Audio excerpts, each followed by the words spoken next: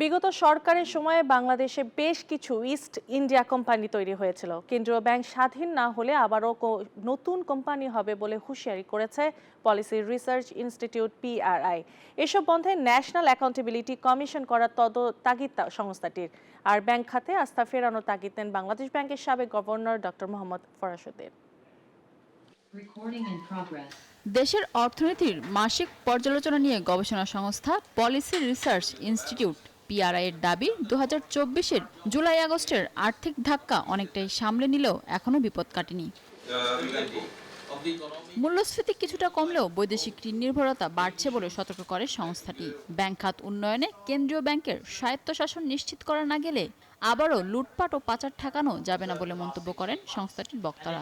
টেকসই অর্থনীতি তৈরি করতে পারবো, সেই আলোকে আমরা মনে করি বাংলাদেশ ব্যাংকের যে স্বাধীনতার অর্ডিন্যান্সটা এই মাসে বা আগামী মাসে অক্টোবর মাসে ক্যাবিনেটে যাবে, সেটাকে সম্পূর্ণ গুরুত্বের সাথে আমাদের অ্যাড্রেস করতে হবে। ফিনান্সিয়াল সিস্টেমকে সঠিক রাখতে হলে দুটো ইনস্টিটিউশন বাইরে ভেতরে খুবই জরুরি। বান্ডেল থাকলে প্রতি সেনমানিতে টাকা বাঁচবে।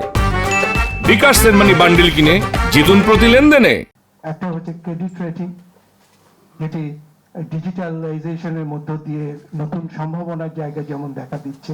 DFI এর ক্ষেত্রে আপনি দেখেন এই প্রত্যেকটা জায়গায় দুর্বলতাগুলো যদি ভেতরে এবং বাইরে জাতি হিসেবে কিন্তু আমাদের দেখতে হবে। এখানে ইকোনমি ইজ স্টেবল, এটা আমরা কেউ ডিনাই করি না, আমরা এগ্রি করি, একনলেজ করি, বাট তার মানে এই না যে ইকোনমি খুব ভালো। এটা কিন্তু আমি as a private sector individual আমি সেটা মনে করি না।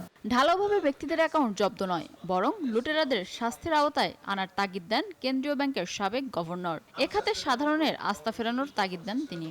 তফসিলি ব্যাংকের কাছে দীর্ঘমেয়াদী ঋণ দেওয়া, এটা কিন্তু একেবারেই আত্মঘাতী হয়েছে।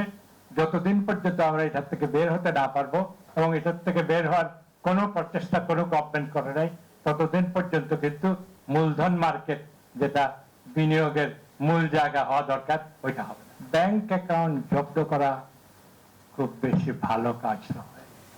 ব্যাংকিং সিস্টেমের উপর যদি আপনার আস্থা রাখতে হয় তাহলে এটা খুব খুব বিবেচনা করে খরচ করতে হবে। জানুয়ারি থেকে ডিসেম্বর পর্যন্ত অর্থ বছর করা গেলে সরকারের অপচয় কমানো সম্ভব বলেও মনে করেন সাবেক গভর্নর। আমাদের ফাইন্যান্সিয়াল ইয়ারটা should be January to December. Mina Ferdous, news 24, Dhaka.